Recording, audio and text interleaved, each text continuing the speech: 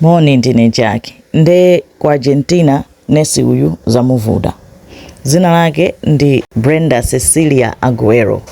Brenda anali nesi ota amagwira ntchito ku neonatal ward. Kodena kuti ana aja akabadwa ku maternity kuja amapita ku neonatal ward. Kupomene ana amakhala amasamaliridwa akangobadwa kumene. Nde iyeyo ata amapezeka kuti mu 2022 kunangwamba pangika zodabwisa kuti Brenda wapanga call emergency. Anthu onse athamanga kuti anala kusamalira mwana uyu. Anthu athamanga kupita pamene paja ukaona mwana apeza mwana wadwala kwambiri. Mwana uja toti tankobadwa umenedo athamanga naye ayese kuti ani mpaka na ampulumutsa mwana uja. Kenako tsiku linanso Brenda akugwira ntchito iwo ali in charge of kuyang'anira mwana wangobadwa kumene akuliza chani alamu kuno mwana. Anthu kuthamanga ma symptoms mwana sali bwino mpaka na kuyesera kumupulumutsa koma mwana upeze kuti wamwalira. Kumapeza kuti zungochitikabe mpaka na ka 13 times mu miyezi yochepa kwambiri, miyezi pafupifupi 4 ana 5 upeze kuti amwalira. Onsewo one kuti amasamaliridwa ndi Brenda, anali m'manja mwa Brenda.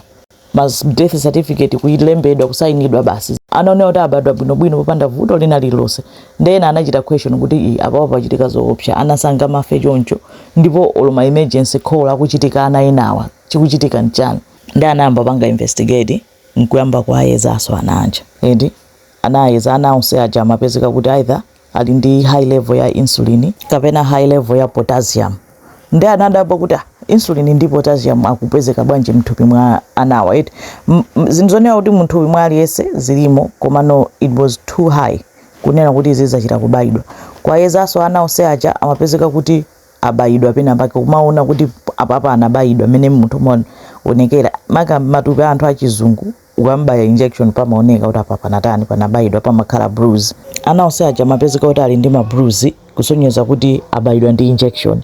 Ndi munthu amene adali ndi in charge wa anawa ni munthu mmodzi yekha, munthu wake kukhala Brenda. Nde pajando amakhala ndi azinzawo kuntchito chani nkhani zitatuluka ena oti anali ma friends kuntchitoko akuluakulu mabwana amazipondereza kuti ya nkhanizi yayi sana pange sana lakwe kena kalikosi koma ena anayikoka nkhanichi kupanga ma investigations mpaka na kuntenga kupita naye ku court. Anamuzenga mulandu okuphana 5 aja plus kufuna kuphana ena 8. Iye ndi amakana amanena kuti mulibe umboni kuti ninapanga zimenezo.